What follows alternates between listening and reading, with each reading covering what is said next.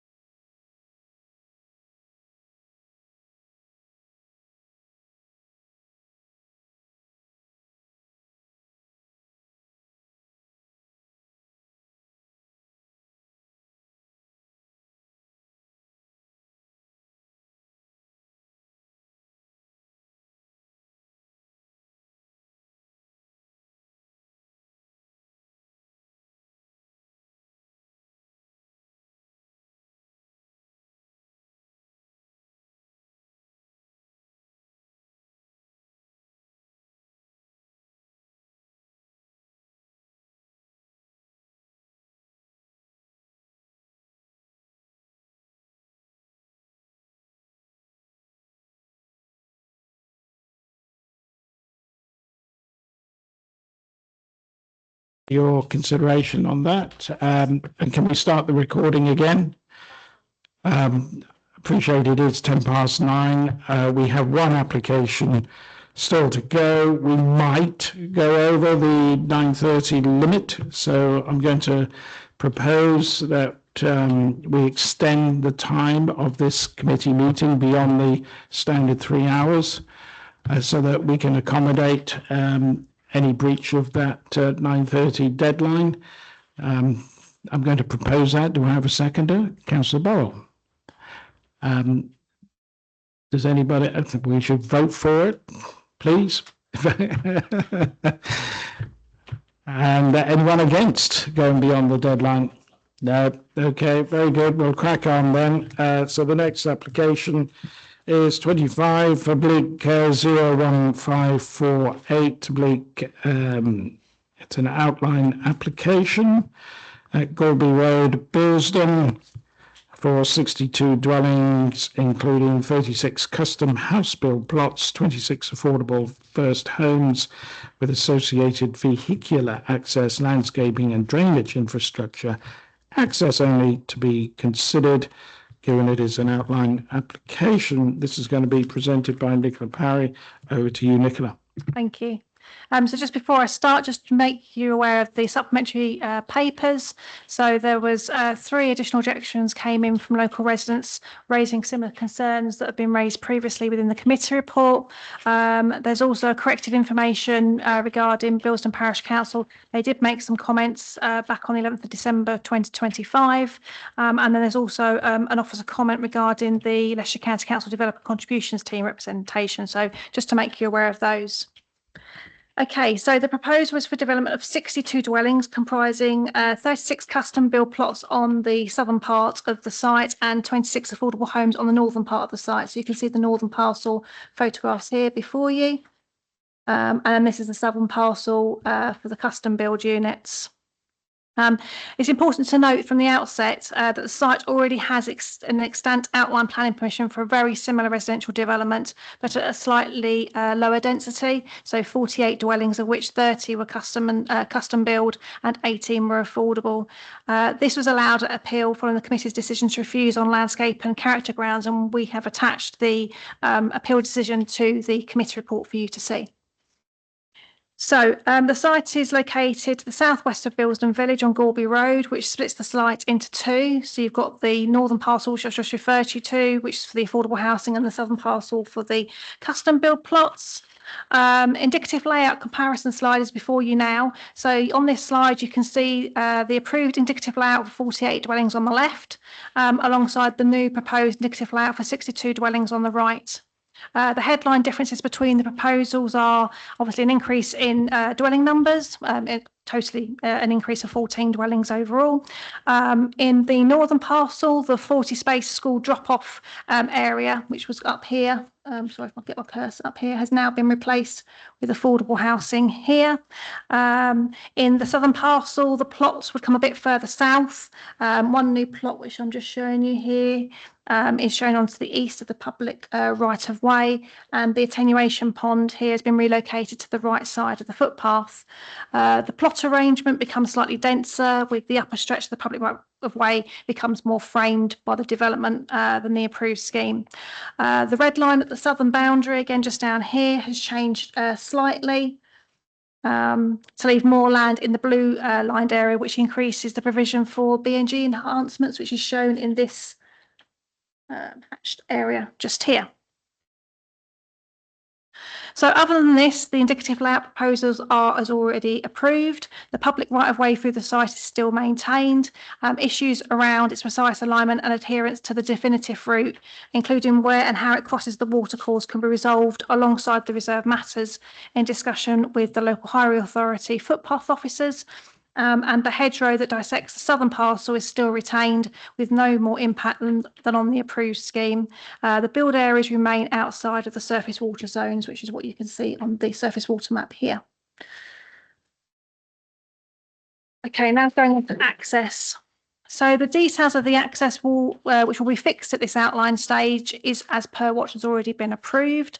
This being 2 new priority junctions off Gorby Road, creating a right-left staggered crossroad arrangement with off-site highway works, which will to realign the Gorby Road carriageway, provide an extended 2-metre wide footway along the southern side of Gorby Road and tactile crossing points. Note the carriageway for the northern access is not as wide now that the school car park has been removed, but the width meets the standards for residential access. Despite objections of local residents on a wide range of highways and access issues, there is no technical objection from the local highway authority. It is also worth highlighting that the inspector is considering the allowed scheme did not find any conflict with Neighbourhood Plan Policy BPR 13, which talks about developments that might increase the volume of traffic passing by the school. The local highway authority remain happy with the updated access proposals, subject to the package of off-site works, and advising that the development would be safe, even accounting for the increased housing numbers proposed. Conditions will secure the works to ensure highway safety. There are no objections from any technical consultees to this increased proposal. An additional 1 or 2 houses may be presented with new housing in their immediate view, e.g. at the end of Weir Close, but the separation is still more than adequate and controllable through reserved matters and the outline and detailed design codes that are conditioned. Now moving on to BNG. So this current slide the current increased scheme will be subject to mandatory statutory BNG, which the previous approved scheme did not because it was pre the BNG legislation coming in. So that is an enhancement of this proposal. The biodiversity enhancements are largely proposed within the vicinity of the site, which will prove beneficial to the local area and community, enhancing the experience of the lower reaches of the public right of way in particular. Additional off-site biodiversity gains will be secured through condition. Section 106 contributions towards infrastructure enhancements have all increased pro rata to account for the additional housing numbers, and these are all agreed and accepted by the applicant with no discount sought or claims of unviability. So now some viewpoints for you. So landscape and character impact was the key issue that concerned members last time and led to the refusal of the earlier scheme. But the inspector did not share the concern and found the housing proposal acceptable in terms of its impact on the character of the village, edge and the wider landscape. The relevant point to consider now is whether this slightly denser proposal differs so significantly from the approved scheme that it would now cause harm. An officer's opinion is that it does not. The full assessment on this is given in sections 6.14 to 6.25 of your report. So the key photo viewpoints are given in the following slides. Clearly, there will be some visual impacts, but given the extent of the approval, it's hard to conclude that the impact of this slightly denser scheme would be so different or so much more harmful to warrant a refusal. And we also need to be mindful, again, those that members might be aware that we've recently permitted a new training facility for Leicestershire Fire and Rescue on the other side of this development, which wasn't the case, obviously, when it went to appeal. So these are views of the public right of way on even the village near Weir Close. This is a view from the public right of way approaching the village. This is a view for the bottom one is a view from the church and the conservation area. This is a view from Ralston Road. Obviously, the development extent is indicated by the white arrows. So the site area, including the BNG, is in the black arrows. And then the view from the other public right of way at the north of the village near Leicester Road. So to sum up, the report outlines officers' conclusion that there is no conflict with any of the key policies of the development plan, be that the local plan or the neighbourhood plan. The principle is already established by the extant outline consent, and then this slightly denser scheme does not create any new or additional impacts or concerns that would be harmful enough to warrant refusal. On the other hand, weighing in favour of the new denser scheme, it is noted that it provides fully for its infrastructure requirements, provides statutory BNG, provides additional housing towards a 5-year land supply, provides additional custom build plots towards the council's statutory duty to deliver self-build, provides additional affordable units and simplifies the provision and delivery of the affordable units themselves. The officer recommendation is for approval, subject to conditions in a Section 106 agreement outlined in Appendix A and B, and for these reasons, the application is recommended for approval. Thank you. Thank you very much, Nicola. There's one speaker to address the committee. That's the agent for the applicant, Chris Green. So, Mr. Green, if you'd like to come to the table. And please press the button for the microphone to be turned on. You have 3 minutes. You'll be given a warning after 2.5 minutes that you'll have 30 seconds left. And if you'd be so kind as to remain at the table after your contribution, just in case there's any questions. Thank you. Over to you, Mr. Green. Lovely, thank you, Chair, and good evening, members. As said, my name is Chris Green. I'm a Chartered Town Planner and Associate Director for Boyer, the agent on behalf of the applicant in support of this proposal. At the outset, it's important to remember that the principle of residential development on this site has already been firmly established. The site benefits from an extant planning consent for 48 dwellings, granted last year following an informal hearing and allowed by the Independent Planning Inspectorate. The question before members today, therefore, is not whether the site is suitable for housing in principle, but whether the modest changes proposed justify reaching a different conclusion. I firmly believe that your officers have correctly concluded that they do not. This proposal accords entirely with the policies set out in the development plan and delivers significant public benefits. Firstly, it will provide 26 new affordable homes, which, inclusive of a number of affordable bungalows within, represents an equivalent of 45% of the development, well in excess of the policy requirements set out in the local plan. These homes will help to meet identified local housing needs and will be secured through a legal agreement that provides clear benefits to the local community and goes some way to addressing affordability issues locally. Secondly, it delivers 36 custom build plots at a time where the council has acknowledged a significant ongoing shortfall in meeting its legal duties for these types of plots, with inspectors recently stating that the council is failing to deliver such development by a very large margin, with demand growing further across the coming base periods. Officers describe the contribution made by this scheme as carrying very significant favourable weight in the planning balance. Members, this is a sustainable development in a sustainable location. It provides affordable housing, custom build opportunities, biodiversity enhancements, and over £1 million in financial contribution to local services. In balance, there are no material issues that can be considered to outweigh these benefits. It is supported by technical consultees, it is recommended for approval by your professional officers, and it builds upon principles already endorsed by the Independent Planning Inspector. For those reasons, we respectfully ask members to support the officer recommendation before you and approve the application. Thank you for the opportunity to address you this evening, and happy to try and answer any questions. That's very kind. Thank you very much, Mr. Green, for your contribution. I'll just check with the committee. Are there any questions of Mr. Green? There are none. Thank you. So we'll move on now to the discussion about the application. Can I just thank the author of the report for appending the appeal decision.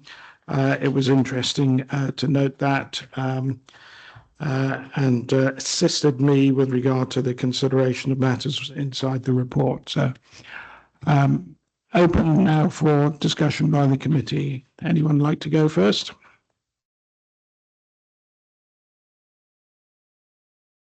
Councillor Galton. Yes, thanks, Chair. Well, we know the history of this one. The committee refused this probably 2 years ago now on the grounds that have been indicated. It went to appeal. I think it was the first appeal after we lost the 5-year supply, if I remember rightly. It was in January. We lost it a few weeks before.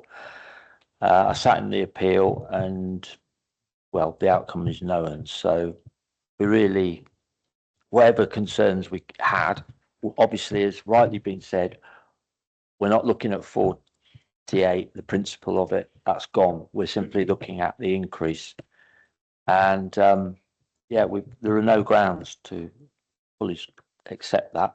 The only thing that I regret the whole thing, but regret that they've taken out is the car parking area. Anyone who knows Gorby Road, I'm sure as Councillor Moder does, that at school start and finish times, that road is just impossible to get down. It's not helped by the fact that some of the residents on the other side of Gorby Road don't have any off-street car parking, so they have no choice but to park on the road. And when there are parents dropping children off, and that school serves a lot of further outlying villages like Skeffington and Tilton and so on as well. It is just, I mean, all schools have this problem, but it is particularly bad. So the original proposal offered go round the back, drop the children off, come out. Unfortunately, that's been dropped. That's a regret. But if you, as you rightly said, Chair, it was helpful to, and I remember the debate. The inspector gave no, he wasn't interested in it. He didn't give any. He didn't think it was a benefit. So that's very regrettable, because that to me would have been one thing that I think the local community and those who live around that area would have seen as something in return. But it is what it is. We have to determine what's in front of us. Thank you. Councillor Moda.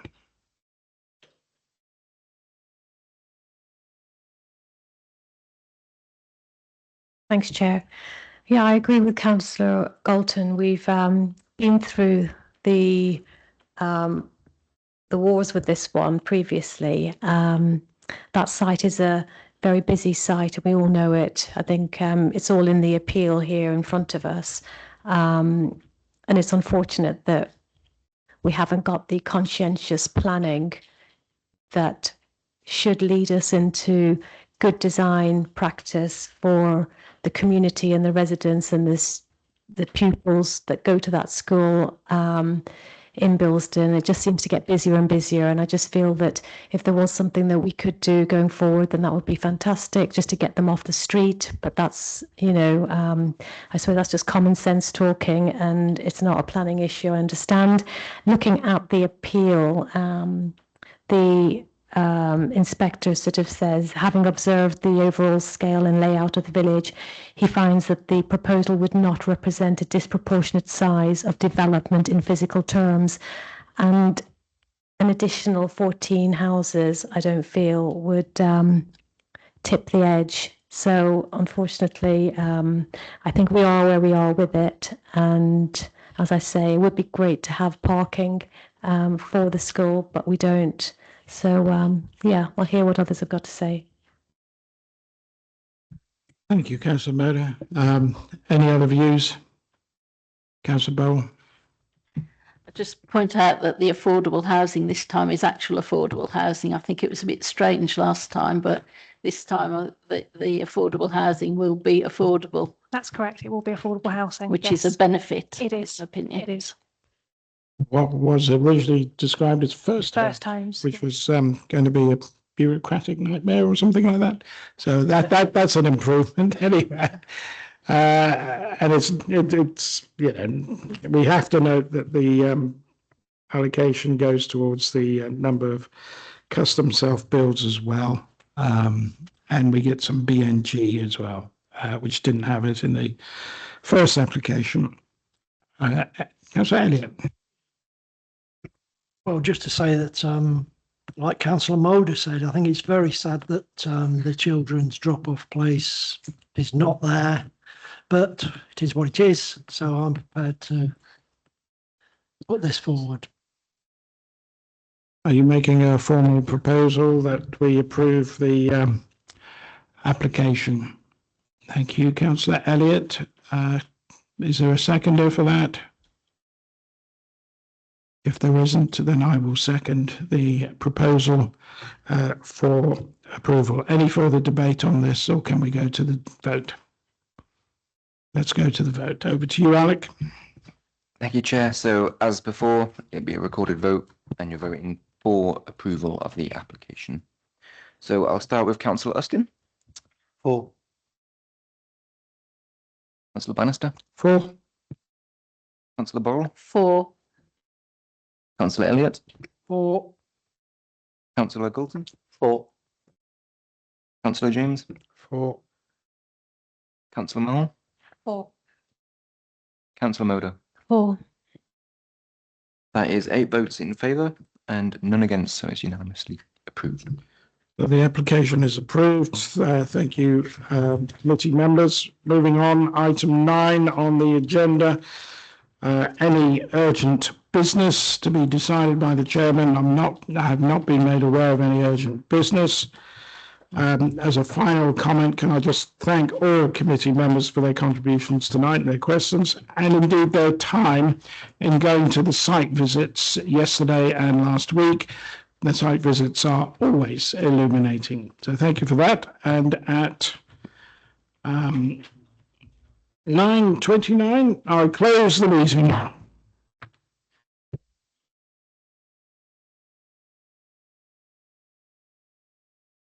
It's going to